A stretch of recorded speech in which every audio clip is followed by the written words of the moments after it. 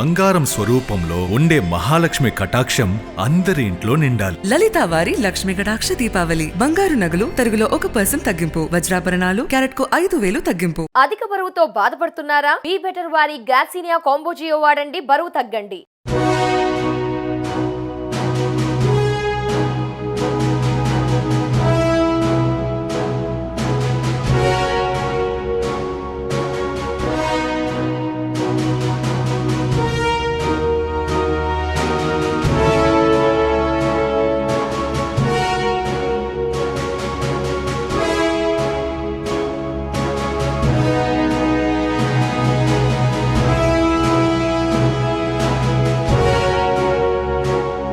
వైపు 125 అడుగుల అంబేద్కర్ విగ్రహం.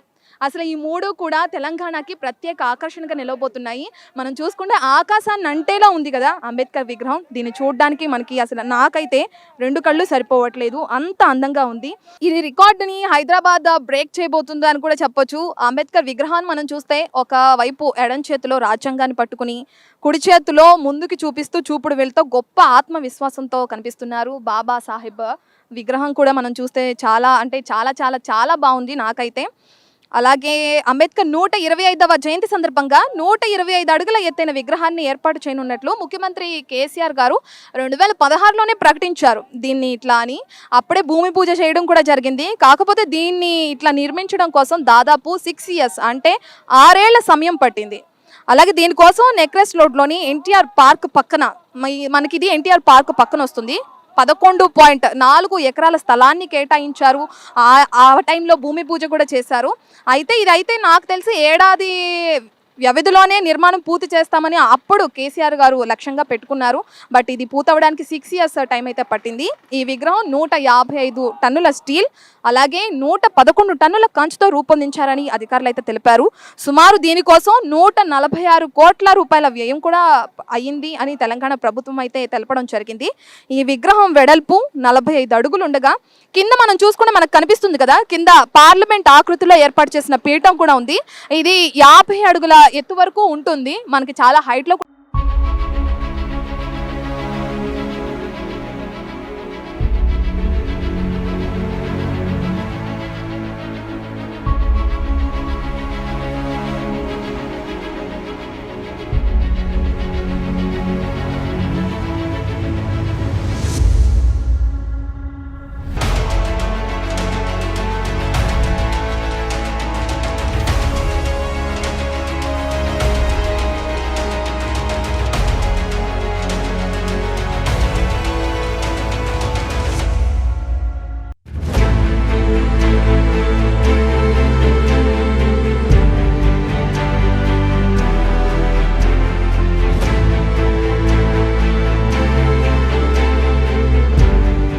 కూడా ఈ వెసులుబాటు దొరికిందని చెప్పి చాలా స్పష్టంగా చెప్పొచ్చు.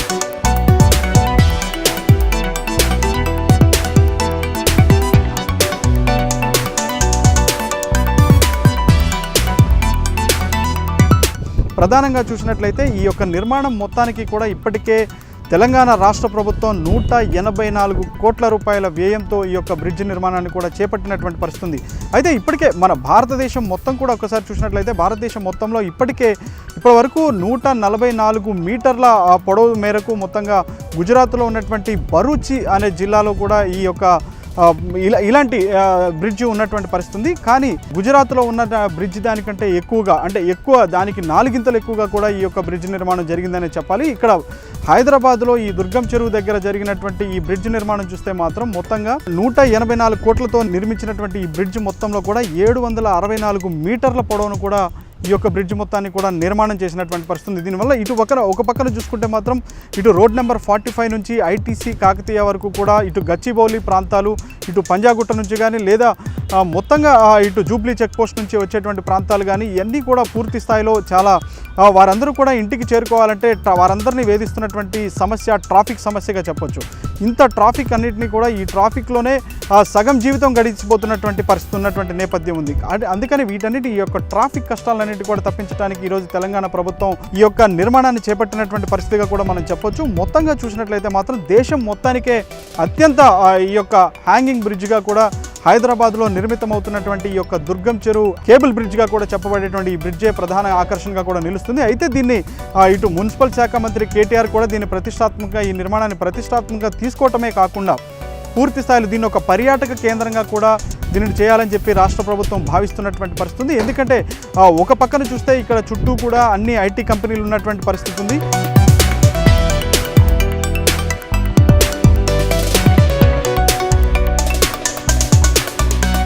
అదేవిధంగా ఇక్కడ పూర్తి స్థాయిలో దుర్గం చెరువు ఉన్నటువంటి పరిస్థితి ఉంది. ఈ చెరువు చాలా ఆహ్లాదకరమైనటువంటి వాతావరణాన్ని తలపించేటువంటి పరిస్థితి ఉంటుంది. చుట్టుపక్కల ఉన్నటువంటి ప్రదేశం మొత్తాన్ని కూడా చూస్తే చాలా పచ్చదనంతో కూడా చాలా ఆహ్లాదకరమైనటువంటి వాతావరణం ఉండేటువంటి పరిస్థితి కూడా ఉంది.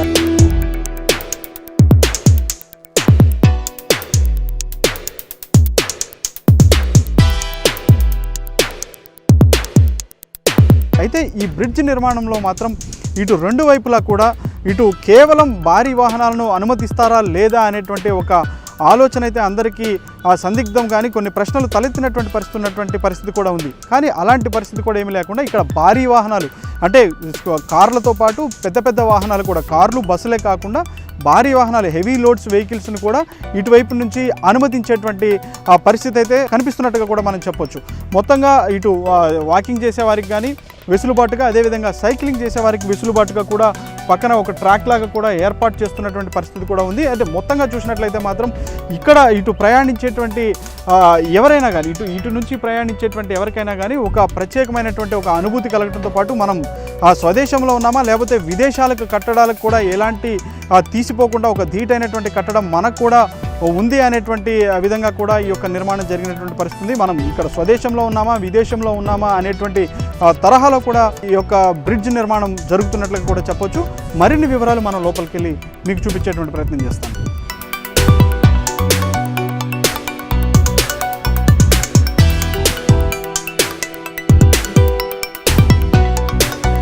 ఒక్కసారి మనం ఈ బ్రిడ్జ్ నిర్మాణంలో నిర్మించిన తీరును ఒక్కసారి చూస్తే మాత్రం ఇక్కడ దీన్ని పూర్తిగా హ్యాంగింగ్ బ్రిడ్జ్ అంటారు. ఇది పూర్తిగా ఎలాంటి సపోర్ట్ లేకుండా వేలాడదీయబడి అంటే అటు చివరికి ఒక కొన ఇటు చివరికి ఒక స్తంభం ఉంటాయి. ఈ రెండు స్తంభాల మధ్య కూడా ఇవన్నీ కూడా చాలా కొన్ని ప్రత్యేకమైనటువంటి ట్యూబ్లను కూడా ఏర్పాటు చేసి ఉంటుంది. అయితే మొత్తంగా ఈ యొక్క ఏవైతే ఈ రెండు స్తంభాలు ఉన్నాయో ఒక్కొక్క స్తంభానికి కూడా ఒక సైడ్ మొత్తం 13 ఉంటాయి. అదేవిధంగా రెండో టెర్మినల్లో కూడా 13 ట్యూబ్స్ ఉంటాయి. ఈ ట్యూబ్స్ మొత్తంలో కూడా అంటే పైకి ప్లాస్టిక్గా కనపడినా కానీ లోపల అవన్నీ కూడా జర్మన్ టెక్నాలజీతో ఉన్నటువంటి అంటే పెద్ద పెద్ద క్రేన్లన్నింటినీ కూడా అంటే చాలా పెద్ద పెద్ద ఇప్పుడు షిప్స్లో కానీ ఓడరేవుల్లో కానీ ఎలాంటివైతే యూజ్ చేస్తారో అంటే ఆ పెద్ద పెద్ద బరువులు మోయటానికి ఎలాంటి అయితే యూజ్ చేస్తారో అలాంటి మెటీరియల్ని కూడా అలాంటి మెటీరియల్ని దీంట్లో కూడా యూజ్ చేయడం జరిగింది. భారీ వాహనాలైనా కూడా దీని మీద పూర్తి స్థాయిలో ప్రయాణం చేయవచ్చు. ఎంతటి లోడ్ తీసుకెళ్లేటువంటి వాహనాలైనా కానీ ఇవన్నీ కూడా తట్టుకునేటువంటి సామర్థ్యం కూడా ఈ యొక్క బ్రిడ్జ్కి ఉంటుంది. అదే మొత్తంగా చూసినట్లయితే మాత్రం ఈ యొక్క హైదరాబాద్లో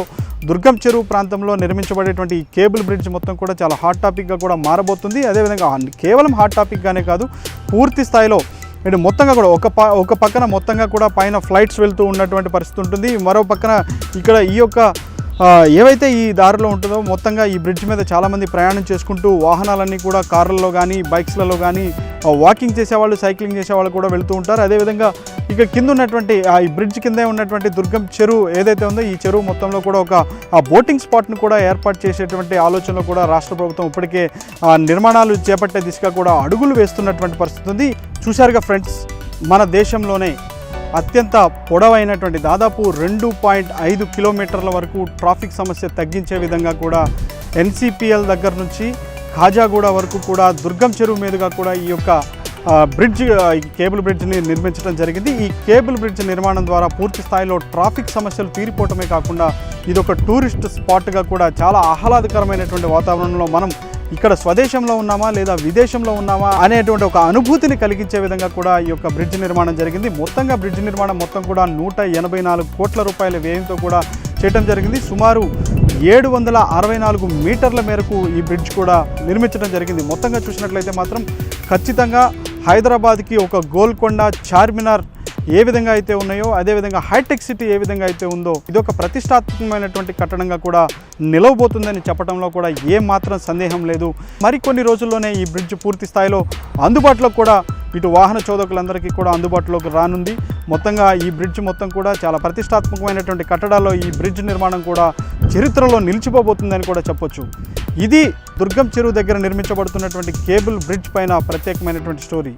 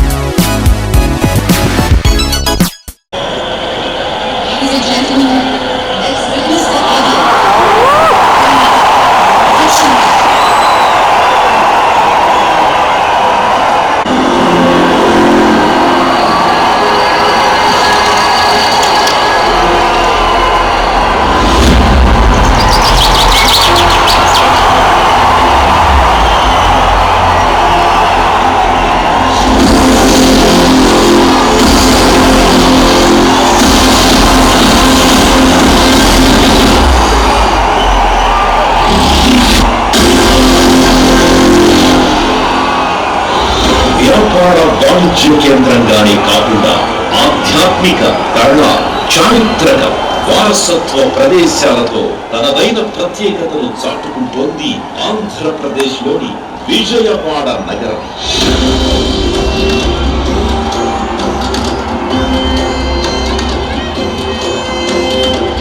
దాహం తీర్చే కృష్ణమ్మ, ఇంద్రకీలాద్రి నుంచి దర్శనంతో అనుగ్రహించే దుర్గమ్మ, ఆలోచింపచేసే గాంధీకొండ, ఆహ్లాదపరిచే భవానీ ద్వీపం, హృదయాలను రంజింపచేసే కూచిపూడి నాట్య సంప్రదాయం.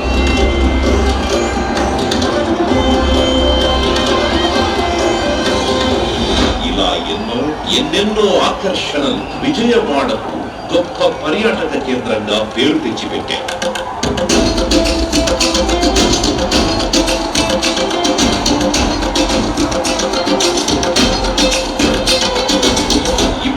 ఈ బెజవాడ మహానగరం మరో అద్భుత ఆవిష్కరణతో ప్రపంచ పర్యాటక కేంద్రంగా ఆవిర్భవించబోతోంది. ఆంధ్రప్రదేశ్ ప్రభుత్వం 2021 డిసెంబర్ 21న అత్యంత ప్రతిష్టాత్మకంగా చేపట్టిన భారత రాజ్యాంగ నిర్మాత, భారత రత్న డాక్టర్ భీమ్రావ్ రామ్జీ అంబేద్కర్ స్మృతివనం ప్రాజెక్టు ఈ నెల 19వ తేదీన ప్రారంభోత్సవానికి సిద్ధమైంది. ఎప్పటికప్పుడు ముఖ్యమంత్రి శ్రీ జగన్మోహన్ రెడ్డి గారి ఆదేశాలతో, సలహాలతో అధికారులు అంకిత భావంతో ఈ ప్రాజెక్టును పూర్తి చేశారు.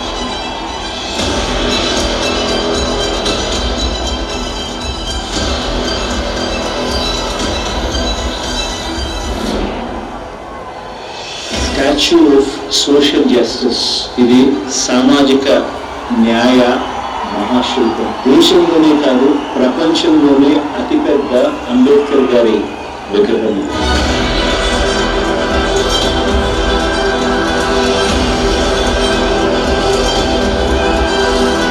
విజయవాడ స్వరాజ్ మైదానంలో పిరమిడ్ ఆకారంతో 81 అడుగుల ఎత్తైన పీఠంపై 125 అడుగుల ఎత్తుతో అంబేద్కర్ కాంస్య విగ్రహాన్ని కనువిందు చేసేలా అత్యంత సుందరంగా తీర్చిదిద్దారు. స్మృతివనం మొత్తం విస్తీర్ణం 18.81 ఎకరాలు కాగా, ఇందులో చుట్టూ 8.9 ఎకరాలను పచ్చదనంతో నింపడం విశేషం. ఇందులో ల్యాండ్స్కేపింగ్, గార్డెన్, వెదురు ఫ్రేమ్ లో బోగన్విలియా మొక్కలు, గులకరాయి నమూనాలు, రంగురంగుల పూలలో జాతీయ పక్షి నెమలి కనిపిస్తాయి.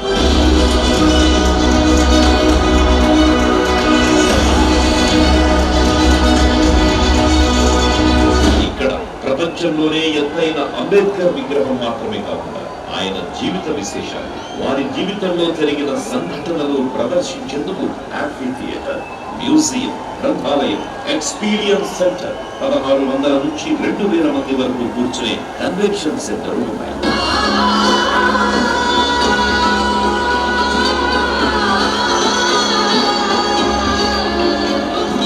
విగ్రహ పీఠాన్ని బౌద్ధ వాస్తు సంప్రదాయ కాలచక్ర మహామండపంగా డిజైన్ చేశారు. మొత్తం పీఠ భవనం ఒకటే 11,140 క్యూబిక్ మీటర్ల కాంక్రీట్, 1445 మెట్రిక్ టన్నుల టిఎంటి స్టీల్ తో తయారైంది. దానికి రాజస్థాన్ కు చెందిన పింక్ శాండ్ స్టోన్ జోడించారు.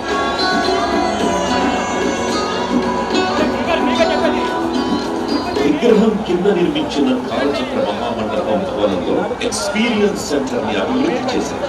మ్యూజియం కోసం అభివృద్ధి చేసిన వస్తువులన్నీ డాక్టర్ బిఆర్ అంబేద్కర్ జీవితంలోని అన్ని వర్గాల ప్రజలకు ప్రేరణనిస్తాయి.